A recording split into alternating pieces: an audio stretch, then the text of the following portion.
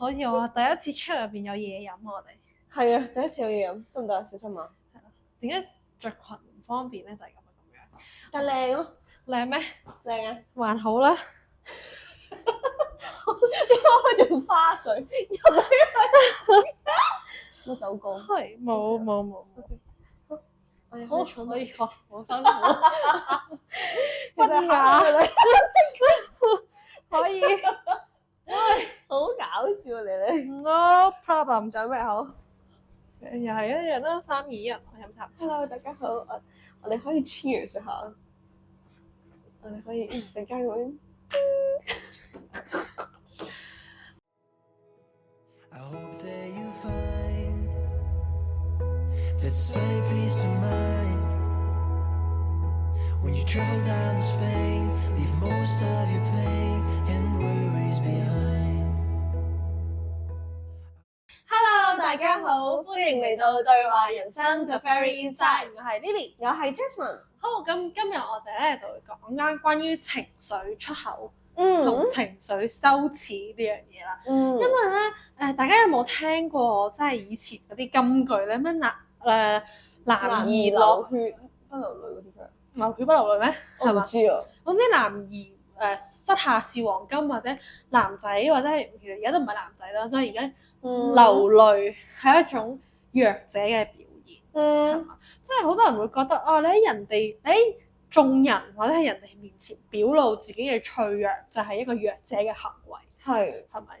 即係大家會有咁樣諗法啦。但其實又係咪真係真嘅咧？即係我哋表達自己嘅唔開心，表達自己嘅脆弱，其實係好正常嘅一個情緒需求嚟嘅啫喎。點解會俾呢個社會或者俾呢個大眾去認為我哋流淚，我哋覺得我頂唔住壓力，就係抗壓力低，就係一種弱者嘅表現咧？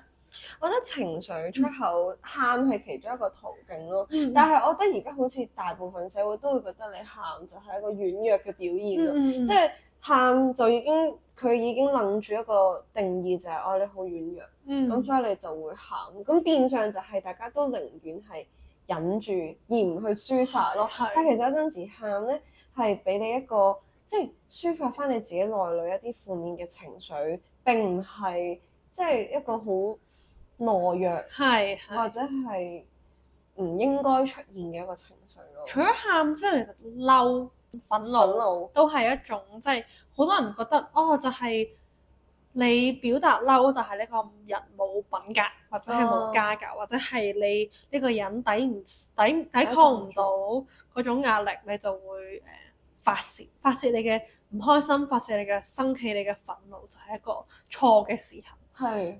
但係其實唔應該係咁噶嘛。雖然我有陣時都會，有陣時都會覺得，即係自己下意識會覺得，我唔想喺人哋面前表露我自己唔開心，或者唔喺父母啦，或者係返工，或者係任何人面前去表達我自己唔開心或者係負面嘅一面，即係我唔敢喺人面前喊咯。即係我會想收埋自己，即係唔單止喊，可能仲有其他唔同嘅情緒咯。即係就可能喺人哋面前就淨係笑咁樣，係啦。但係其實你除咗你笑之後，你有好多唔同情緒，唔開心啦、喊啦、嬲啦，甚至可能你嘅妒忌啊、羨慕啊等等呢啲都有可能會出現。唔知有冇睇 Inside Out 啊？其實 Inside Out 就有好多唔同情緒專員啊嘛。其實就係唔同情緒專員喺你個腦入邊去運作啦，跟住去控制住你自己對於一啲事情或者對於你發生嘅嘢有情緒嘅感覺。同埋好重要嘅一點就係其實所有情緒都冇對錯，即係唔係淨係得開心係好嘅事。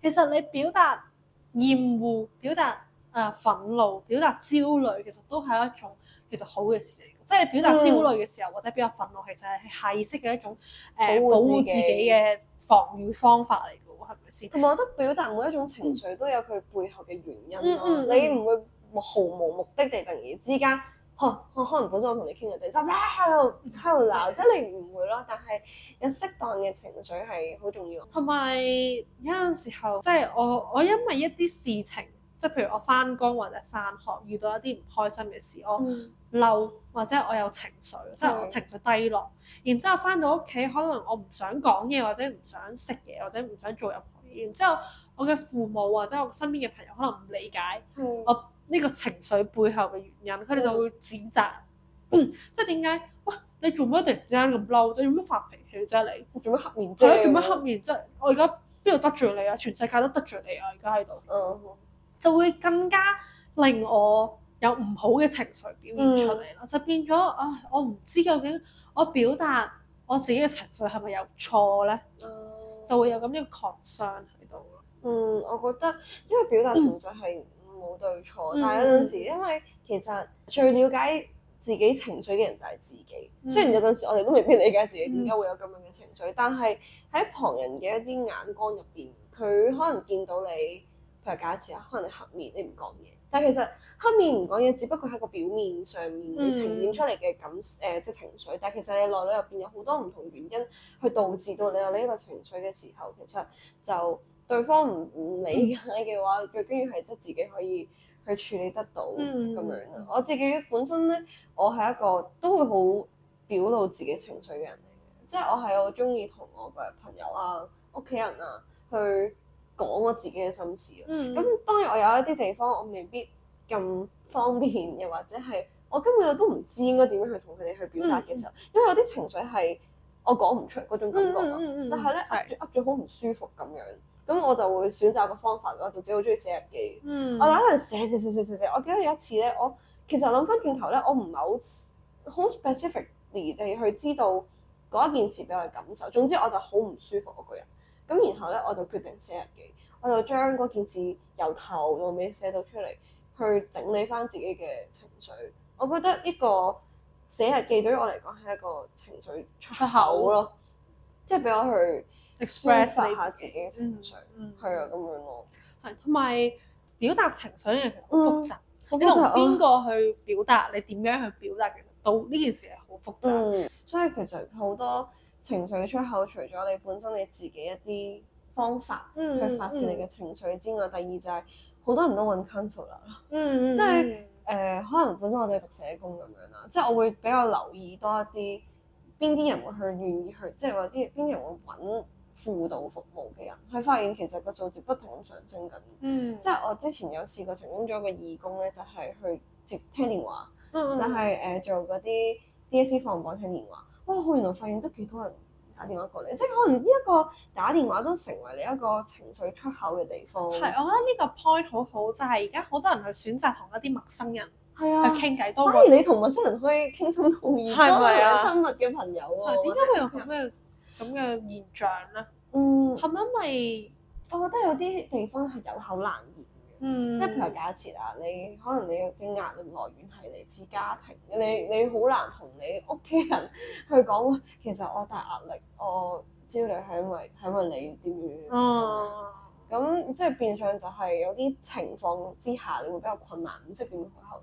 同埋我覺得有陣時屋企一個傳統嘅觀念都幾普遍嘅，就比較內斂啲。比較少分享自己一啲內在嘅情緒，比較多嘅都係訪問，即係唔係訪問，即係問一啲比較表面啲、日常啲嘅話題。即係例如可能屋企坐低食飯咁樣，即係學生就問你啊，最近讀書點啊？翻工嘅啊，翻工點啊？即係其實呢都係一啲好，如果佢哋當呢件事係個圓形嘅話，佢只係一個最表面嘅外圍咯。但係你未問到落去核心嗰個位置，即係核心嘅包括可能係佢一啲嘅諗法。佢情緒或者係一啲觀感，即係就好難會問到咁多咯，即係比較內斂啲。咁變相係一個你可以抒發你自己情緒嘅地方啊，可能少咗一個或者窄咗咯，又唔係。同埋都有個 point 就係，譬如我同我屋企人去講，我可能有少少抑鬱情緒啊，或者焦慮情緒，佢哋知道啦，佢哋唔會允許或者係建議我去睇精神科醫生或者 counselor 或者係臨床心理學家，佢哋會覺得傳統嘅觀念會覺得家醜不外揚，就會減少咗佢哋去揾一啲專業嘅或者外邊嘅幫手。係啦，佢哋覺得自己內部處理咧，其實好多事情係你處理唔到㗎嘛，或者係你根本唔識，冇呢個知識，冇呢個概念點樣去解決呢個情緒嘅方法。但係我都有個有個諗法就係，點解以前嘅人，即係以前我哋冇咁多專業嘅物質，冇咁即係 counselor 或者係冇咁普遍，冇咁普遍去 counselor 或者係你唔會知道有臨床心理學嘅或者心理學呢樣嘢嘅時候，咁嗰啲人係點樣處理佢哋嘅負面情緒咧？因為而家即係抑鬱情緒或者係一啲自殺嘅個案都越嚟越多啦，係咪先？即係可能係有關壓力事，有關社會事，可能有關教育事 whatever 啦。我覺得以前可能，我覺得隨住社會好多唔同嘅步伐嘅發展啦，比較近年可能近幾年比較多啲關注精神健康呢一樣嘢。但係應該往年咁多年都有嘅，但係純粹就係可能即係譬如我而家最近睇新聞，其實有好多即係可能中學生會自殺嘅案件。咁除咗中學生之外，其實自殺嘅最高嘅比例咧，其實唔係中學生，係老人家。即係我會覺得長者，即係其實佢哋可能呢個咁樣嘅情緒儲埋好耐嘅，即係純粹係可能以往冇咁多。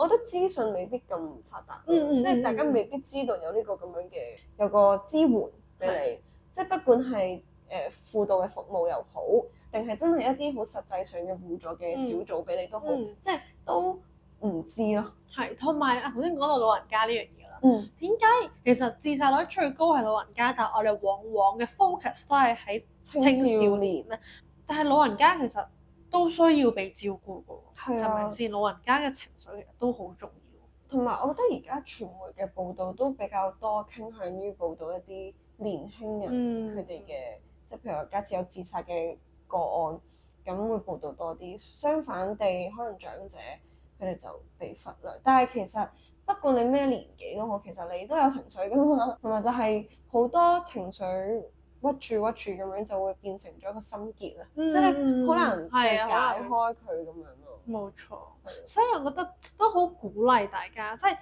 表達情緒唔係一個非常之羞恥嘅一件事咯。即係你有情緒表達嘅需求係正常嘅，只不過係可能你會好 care人哋嘅眼光點樣去睇你表達呢個情緒嘅觀感，即係譬如你喊或者你表達憤怒，你會好驚人哋會覺得你就係好軟弱，你就係有個標籤話俾你聽，係標籤，就會覺得咁算啦，我不如收埋啦，屈住喺度啦，就但係慢慢就會抑壓住爆發出嚟，即係好多嘢好似壓力喎，就係你要泄氣，你要學識點樣去釋放你自己嘅壓力，釋放你嘅情緒。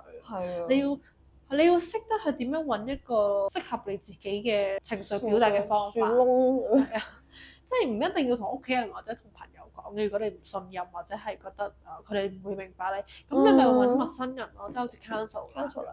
其實佢哋係專業嘅。佢哋有佢哋嘅方法，佢哋有佢哋嘅輔導技巧去幫你，可能未必真係，即係好多人會覺得咁 counselor 佢哋係咪真係有用㗎？咁我講完佢哋係咪真係明白我㗎？又或者其實有啲老人家去，或者係一啲年長少少嘅揾到一啲年輕少少嘅 counselor，佢哋覺得你都咁年紀細啦，都冇經歷過啲乜嘢啦，咁你食唔到你食咩啊？係咯，咁你我睇完你又真係幫唔到我㗎喎，咁樣佢哋會有啲咁嘅諗法，但係我覺得未必係嘅，即係我哋 counselor 或者臨床心理學家用嘅係一個即係科學證實嘅方法，就唔關年齡或者係你嘅經歷事嘅。咁我覺得如果大家有需要嘅，覺得冇人可以傾到偈，咁咪去打下嗰啲熱線電話咯。而家好似坊間都有好多唔同嘅熱線電話求助咁樣。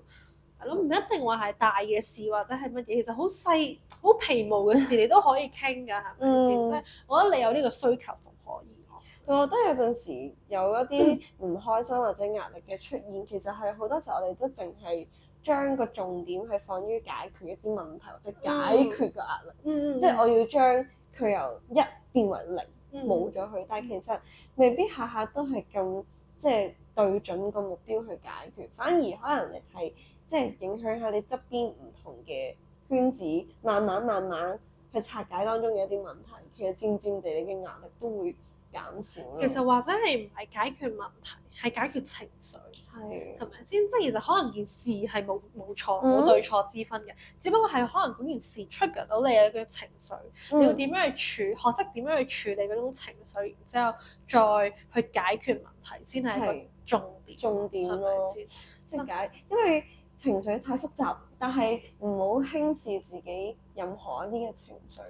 即係每個情緒存在都有價值。對，係啊，即係喊也好，笑也好，嬲也好，呢個就係你自己咯。咁所以好好愛自己啦，愛自己嘅情緒啦，係咪？咁然之後，如果真係有困難嘅，咁咪嘗試去同你身邊嘅人去傾下咯，身邊人傾下。如果唔得嘅，咁咪去揾專業人士求助咯。我最緊要係唔好有極端嘅諗法。